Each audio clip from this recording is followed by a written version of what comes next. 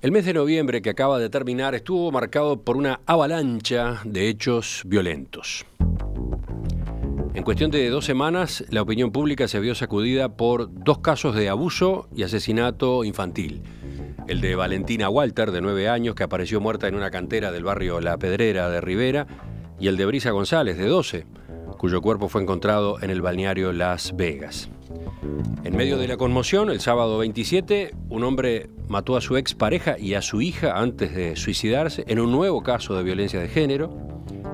En el año ya han muerto 28 mujeres por esta causa, la última en la madrugada del domingo, en la puerta de un bar en Dolores.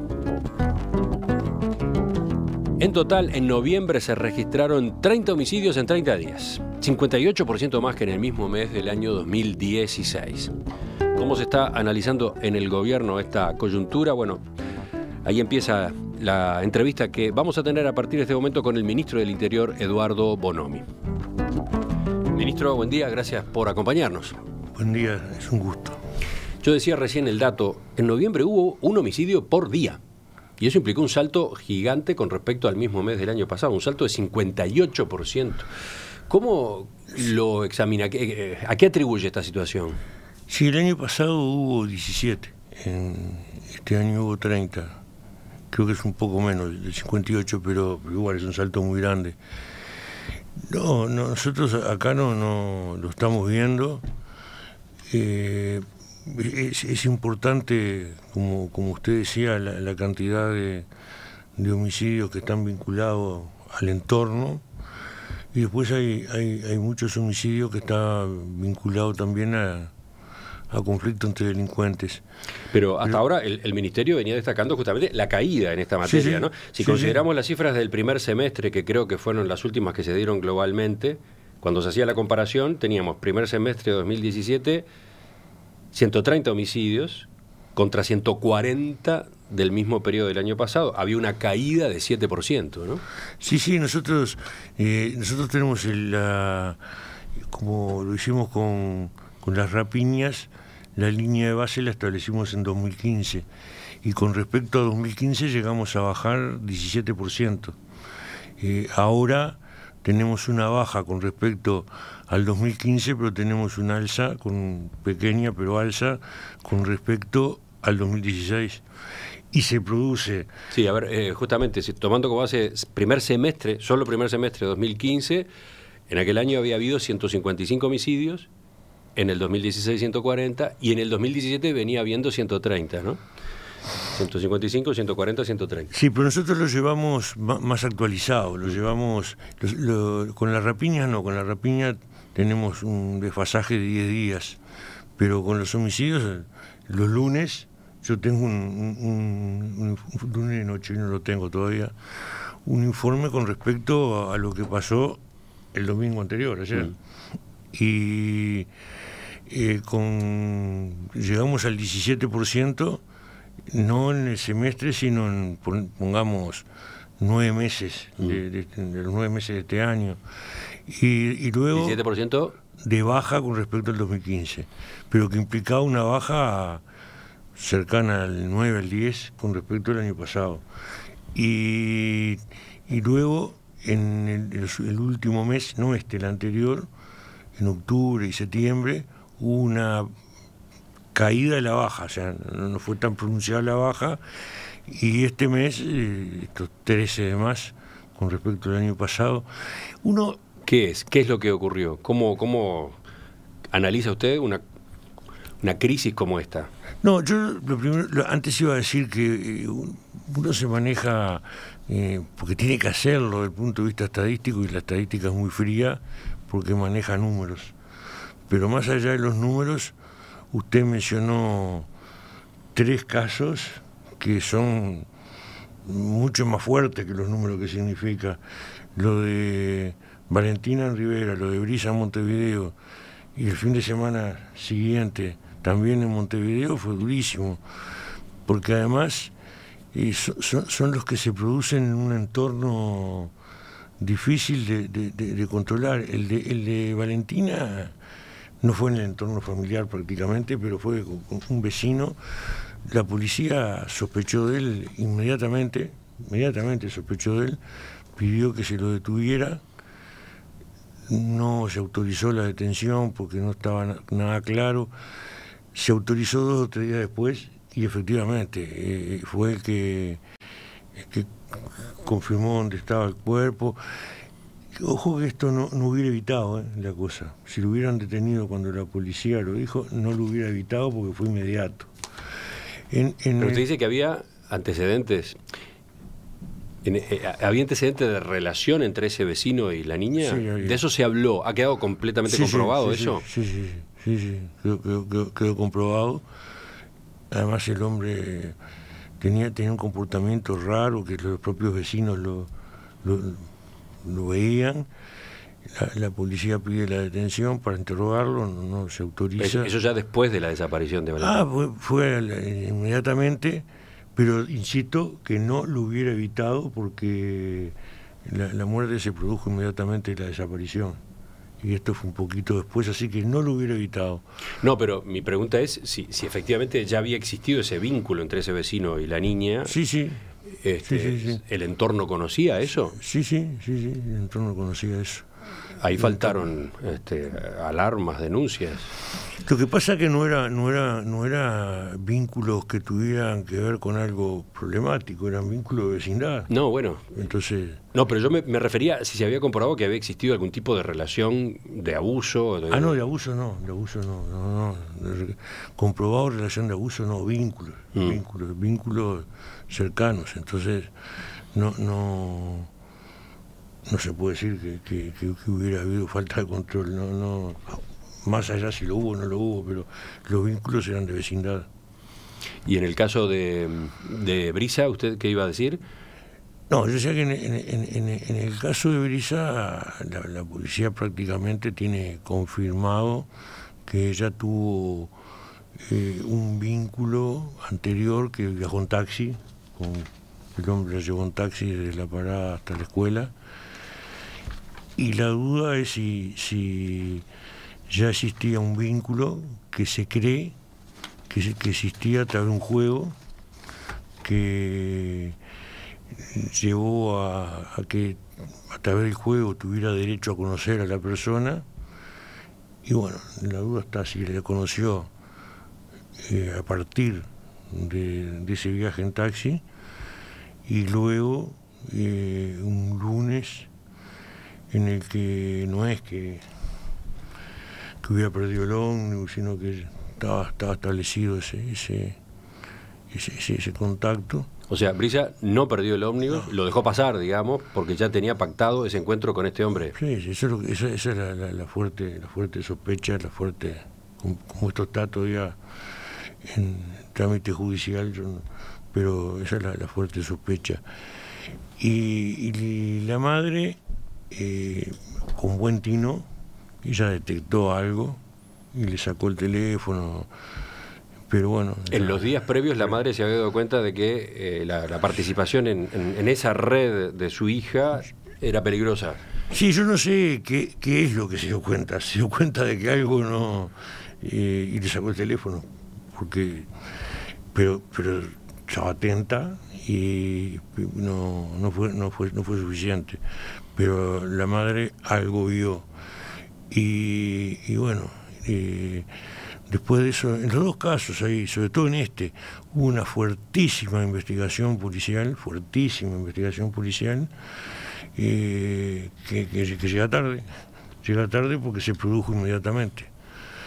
Usted habla de una fortísima investigación policial a partir del momento de la desaparición de la niña. Claro, a partir del momento de la desaparición. Por eso digo que llega tarde. Ahora, 2 semanas antes del asesinato de Brisa, la página de Facebook del diario Arena de Canelones recibió denuncias de vecinos de La Floresta y Costa Azul que aseguraban que había intentos de secuestro de niñas en las escuelas. Y en los 2 lugares se reportó la presencia de un Renault de color Bordeaux, similar al que después se vio poseía el acusado por el crimen de Brisa. En ese momento, justamente, el Ministerio del Interior estaba saliendo a desmentir rumores falsos que circulaban en las redes sobre este tipo de peligros, ¿no? No, circulaban y eran falsos. Sí. Habían circulado sobre todo en Camino Maldonado.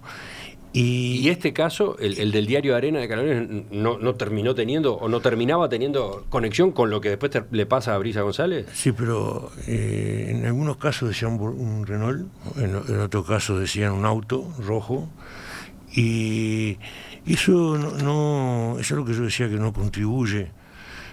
Cuando alguien detecta un problema con un auto, está bien, que lo tenía que decir a la policía. A la policía se le dijo en esos términos, ¿no? Y la policía establecerá los controles que los estableció en Canelones. Pero cuando uno lo larga a las redes, un auto rojo, lo único que hace es aumentar la alarma. Porque autos rojos en las escuelas hay montones, pero montones de autos rojos. Y después se completa el error cuando se conoce la matrícula o la foto del auto y sale en un canal de televisión y sale en las redes que ese era el auto que manejaba el homicida. Entonces se le advierte al homicida, se te está buscando la policía lo estaba buscando, efectivamente lo estaba buscando. Entonces el hombre tomó una cantidad de recaudos para evitar pero no tomó, que lo podía haber tomado, el más grave de todos, que era irse del país. Entonces nunca más se hubiera sabido lo que pasó. Pero si a uno se le dice, mira, te están buscando por homicidio porque vos manejabas este auto, se le está advirtiendo. Y entonces lo hizo. Y no es la primera vez. Esto nos pasó cuando se secuestró a Rospide, Ignacio Rospide, en el 2010. La policía tenía todo un operativo previsto para detenerlo. Sabían dónde estaba, pero no se animaba a entrar porque podía costar la vida del secuestrado. Arregló con la familia una forma de actuación para que no corriera peligro la vida, y se interrumpe porque se detona en televisión el hecho. Después pasó con la doctora Salomone. La única pista que tenía la policía era un auto negro que estaba pasando por determinada zona, lo captaban las cámaras, estaba haciendo el seguimiento de eso, sale en televisión, el auto negro que pasa, lo incendiaron el auto, se perdió la pista. Y ahora esto. Insisto, en los otros dos casos... Son asuntos muy delicados, ¿no? De debate eterno, ¿no? Hasta dónde llega la prensa en su cobertura informativa de un acontecimiento, ¿no? ¿En qué medida con eso se perjudica o se favorece la investigación? Cuando lo de Rospide, nosotros convocamos una reunión con conductores de programa y responsables de medios de prensa. Yo recuerdo, voy a un nombre, pero que es el de Claudio Paulillo, que no podía ir porque tenía una reunión de la CIP. Entonces, cuando se hizo la reunión, se acordó que si había razones fundadas, se podía aguantar la noticia 3, 4 días, ¿no? Cuando Paulillo vuelve de la reunión con la CIP, me pide una entrevista a mí y me pregunta qué pasó. Yo le cuento esto. No, es absolutamente insuficiente, me dice. Es insuficiente. Y me contó un caso en Paraguay, que había habido un secuestro, que todo el mundo sabía quién lo tenía, todo el mundo, toda la prensa sabía, y que se lo fue, callando. Hubo acuerdo para callarlo, y se lo calló por 3 meses. Y se lo recuperó con vida gracias a ese silencio. Me dice, si se hubiera dicho dónde estaba, lo mataban. Y bueno, ahí se logró. 3, 4, 5 días es absolutamente insuficiente, y me destacó. Yo vengo de la CIP en defensa de la libertad de prensa. La libertad de prensa muchas veces tiene que, confrontarse con un mal que puede provocar y se acuerda. Bueno, yo creo que era un sensato razonamiento que se estaba haciendo. Acá parece que decir lo que uno sabe, sea cual sea la consecuencia, y tirarlo y volcarlo. Hay gente que lo tira en las redes, que las redes llegaron para quedarse, por lo tanto vamos a tener redes de acá en adelante, pero hay que saber usarlas. Si uno la utiliza para advertir a aquel a quien quiere perseguir, bueno, algo está mal. Usted está poniendo el acento allí en comportamientos de medios de comunicación. No, y redes. Y redes. Bueno, en un caso estamos hablando de periodistas, en otro caso estamos hablando de ciudadanos, ¿no? De todos modos, yo querría volver al foco en el Ministerio del Interior y cómo está manejando, eventualmente previniendo hechos como estos. Ministro Bonomi, usted se detenía en las particularidades de los casos que más llamaron la atención en este mes de noviembre, por ejemplo el de Brisa o el de Valentina. Sí, pero me faltó uno, ¿sí? Es el siguiente. El siguiente se produce en horas de la noche y los vecinos escucharon todo el ruido que generó el problema, lo escucharon todo, y después declararon que sí, que lo habían escuchado, pero que era normal. Por lo tanto, no dijeron nada. Que en esa casa ocurrían ese tipo de situaciones, ¿eso fue lo que dijeron los vecinos? Sí, claro, pero eso no es normal. Entonces, si el vecino, el pariente, el amigo considera determinadas situaciones normales, bueno, entonces estamos en un problema. Porque nosotros estamos acostumbrados a que la policía estamos acostumbrados y es así, tiene tres cometidos: la prevención, la disuasión y la represión. Pero la represión que puede llevar adelante la policía es la prevención policial. Estos hechos necesitan una prevención social mucho más fuerte, y bueno, si uno considera normal lo que lleva a un doble homicidio y un suicidio, estamos mal. Y entonces falta el otro aspecto, falta la prevención social. Y en la prevención social tiene que ver la sociedad y tiene que ver instituciones que no son solo el Ministerio del Interior, sino son otro tipo de instituciones que tienen que ver con lo social, con lo cultural. ¿A qué se refiere, por ejemplo? Y yo me refiero a que una forma de pensar, una forma que está arraigada, que la mujer cumple un papel y el hombre tiene derechos ante la mujer, que no son derechos, se los atribuyó, pero que no son realmente derechos. Y eso se cambia con una cosa, un trabajo muy largo, y ese trabajo cuanto antes empiece mejor. Y sin embargo, cuando tenemos que rendir cuentas de lo que se está haciendo, generalmente se le rinde cuentas el Ministerio de Desarrollo Social y el Ministerio del Interior. Y sin embargo, por ejemplo, el Ministerio de Cultura, Educación y Cultura, yo sé que está muy preocupado de esto y trabaja en esto, pero no se le pide que participe en los hechos que llevan a buscar una forma de actuar. Si no se le pide, es porque no se entiende que tiene un papel importante que cumplir, aunque la propia ministra esté convencida que tiene que cumplir ese papel. Entonces, porque la cuestión visual tiene que ver. Si uno está tratando el tema de los homicidios, femicidios, violencia doméstica, violencia de género, y que está sentado en la mesa, Ministerio de Desarrollo Social y sobre todo Ministerio del Interior, el tema es policial. Y el tema tiene un aspecto policial, pero lo que desencadena el aspecto policial es una cuestión de cómo se encara la relación hombre-mujer o hombre con niños, niñas y adolescentes. Y si no cambiamos eso, bueno, no vamos a tener un éxito relevante en la materia. Dice José, uno de los oyentes, con el mayor de los respetos, no puede ser que sigamos escuchando al ministro argumentar sobre casos que no sabe cómo resolver.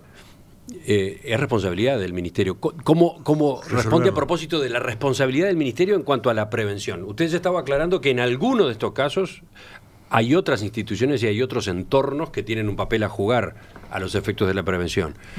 Pero eso vale para todos estos casos que se han dado en el mes de noviembre y que, decíamos, han marcado un récord. Fue lo que se hizo énfasis, ¿no? Estos tres casos.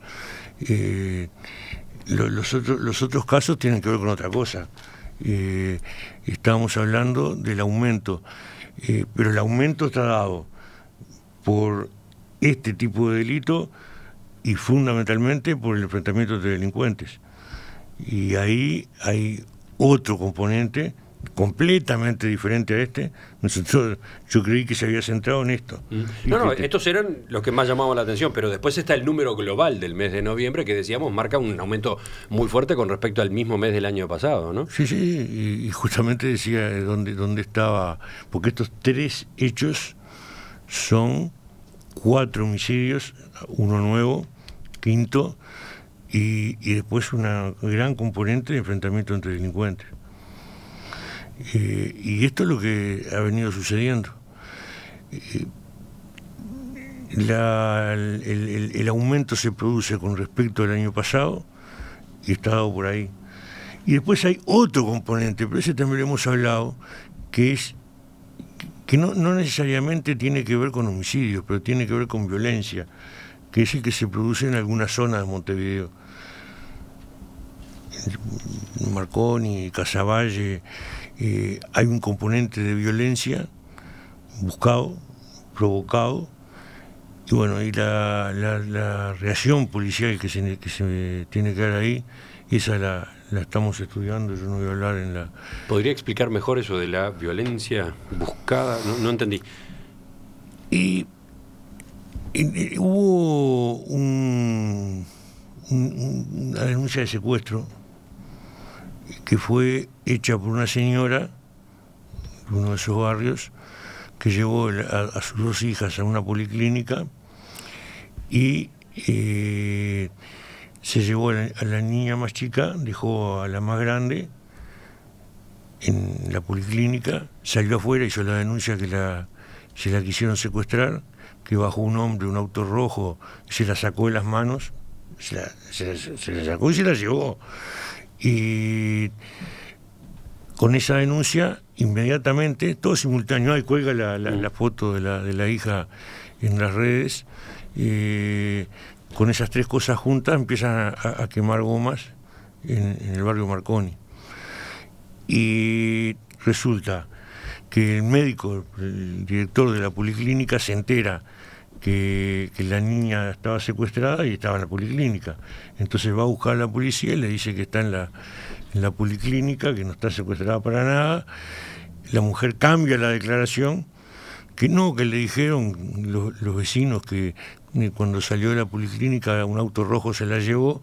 Bueno, con esto se armó todo un problema. De eso supimos, la información estuvo, pero ¿cuál es el análisis que usted hace de un hecho como ese? Es que eso está acompañado de un intento de correr a las instituciones del Estado del barrio, con tiros, con situaciones, con rumores, y se busca eso. Ahora, por otro lado, a los 2 días, un hombre denuncia que a la entrada de la escuela, cuando llevaba a la escuela a la hija de 4 años, 2 hombres de un auto bajan, un auto negro, y se la quieren llevar, él interviene, lo evita, lleva a la niña a la escuela, sale a comprar gomas cubiertas, hace la denuncia policial, 4 horas y media después comienzan a quemar gomas. La policía investiga con las cámaras del lugar, no había nadie, a la hora que él denuncia no había nadie, los comerciantes dicen que no vieron nada, o sea, hay todo un intento de generar ruido en las redes. Y ojo, porque acá se interpreta, son las redes, no son las redes, son los que usan las redes. Son los que usan las redes, que la usan para determinados fines. No todos los que usan las redes, pero unos usuarios de las redes lo utilizan para eso. Y eso genera un problema. Entonces, ¿esto tiene que ver con lo otro? Usted me dice, aumentaron los homicidios. ¿Tiene que ver? Yo creo que tiene que ver. ¿Tiene que ver cómo? Tiene que ver porque hay un grupo de gente que está, y que no son los usuarios comunes de las redes, que está buscando que ahí donde se está ejerciendo un control fuerte, se deje de ejercer ese control, pero no solo el control que puede ejercer la policía, sino el que pueda ejercer el MIDES, la escuela, el CAIF, la policlínica, O sea, quiere que el Estado no esté presente en determinados lugares y busca presionar para eso. Entonces, todo eso contribuye al aumento de la violencia. Los que generan eso, los que buscan eso, muchas veces están disputando territorio. Y no en la hora en que generan el problema, sino después pelean entre ellos y aparecen más muertes. Ya volvemos a la entrevista con el ministro del Interior, Eduardo Bonomi. El mes de noviembre fue particularmente violento. 30 homicidios en 30 días. Ese es el punto de partida para la entrevista hoy con el ministro del Interior, Eduardo Bonomi. Ministro, usted está con poco tiempo, tiene consejo de ministros dentro de un rato allí enfrente.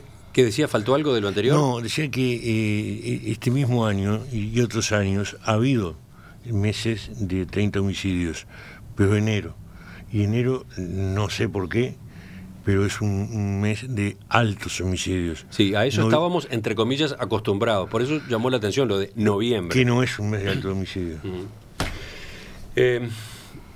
Quedan varias preguntas y poco tiempo, pero lo cierto es que a partir de los casos como el de Brisa y Valentina, se está empezando a hablar de alternativas legales. Por ejemplo, un registro de agresores sexuales. Usted y el presidente Tabaré Vázquez han dicho que el gobierno se encuentra abierto a estudiar mecanismos como ese. Sin embargo, por lo visto no ha sido una prioridad para el Poder Ejecutivo hasta ahora. El senador Lacalle Pou recuerda que presentó un proyecto en 2008 que no llegó a discutirse. Da la impresión de que por lo menos una parte del sistema político ha estado distraído u omiso en esta materia. Lo que pasa es que se aprobó una ley que es la ley de violencia de género hace poco, que tiene algunos componentes de esto. Cuando se planteó en el 2008, yo creo que era un hecho aislado. Ahora está planteado en el marco de algo más amplio. El presidente fue más lejos, el presidente dijo que estaba de acuerdo. Yo dije que estaba de acuerdo con discutirlo y que podía ser un elemento favorable. Tenía que ver cómo era la discusión, cómo era el desarrollo de la discusión y los aportes.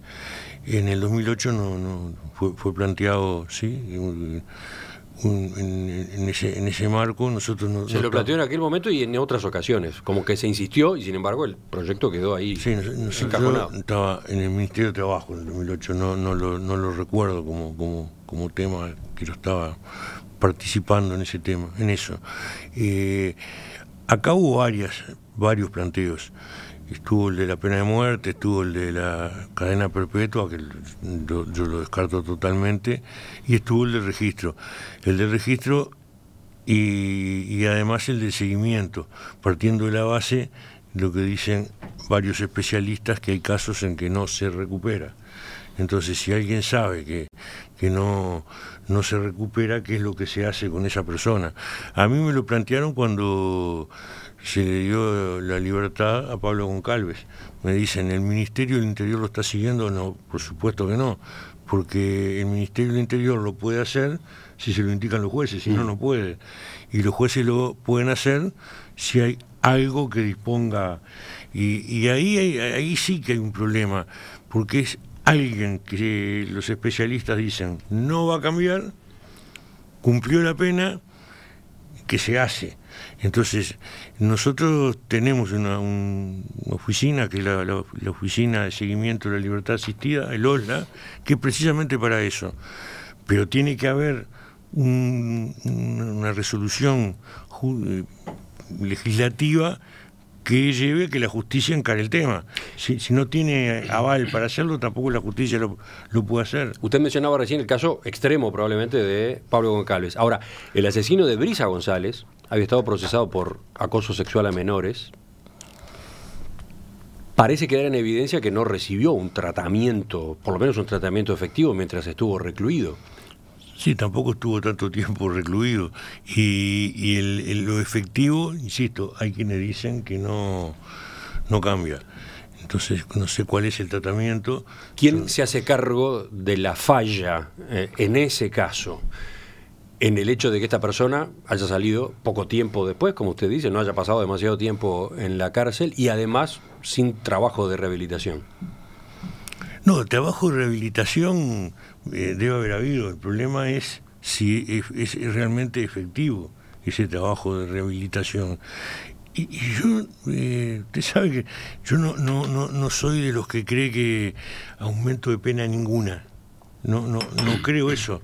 Yo creo que el aumento de pena no debe ser una receta. Pero hay situaciones que, ya sea por el tratamiento psicológico, médico que necesita, u otro tipo que no se lo logra con poco tiempo, se necesita tiempo. Así que yo no estoy cerrado a esas situaciones. ¿No está cerrado a que haya aumento cuando tiene que producirse un tratamiento que no se resuelve en 2 años, en 1 año y medio, que necesita más tiempo? Entonces está la pena en función de la política de rehabilitación que merezca cada persona. Entonces tiene que existir la posibilidad de que ese tratamiento se reciba. Pero no es al barrer, aumento de penas al barrer, sino en cada situación. El senador Bodaberg hace poco decía así: el Frente Amplio se niega el aumento de penas, sin embargo en los últimos 7 años hubo aumento en tal y enumeraba. Y sí, porque hay situaciones que sí que lo ameritan. Y puede haber todavía que lo ameriten. Y puede ser que amerite el registro para que aún después de haber salido en libertad mantenga un control. Ministro Eduardo Bonomi, le agradezco que nos haya visitado esta mañana. Dejamos el tema por acá porque usted tiene que irse. Sí, porque no se termina. El tema da para bastante más. Pero sí, pero si llega tarde va a tener problemas ahí enfrente. El presidente es muy puntual.